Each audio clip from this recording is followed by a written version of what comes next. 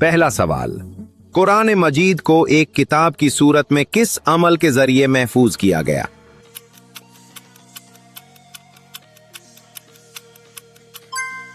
दुरुस्त जवाब, जमा करना।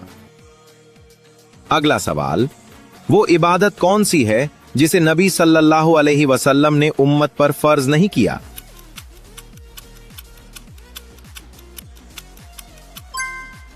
दुरुस्त जवाब, तहज्जुद।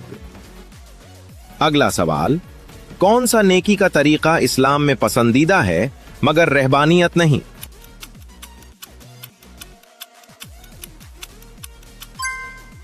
दुरुस्त जवाब, एतदाल।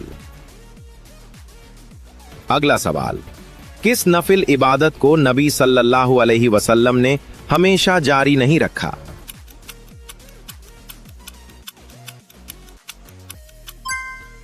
दुरुस्त जवाब, मुसलसल रोजे। अगला सवाल, किस काम में नीयत का दुरुस्त होना सबसे ज्यादा जरूरी है?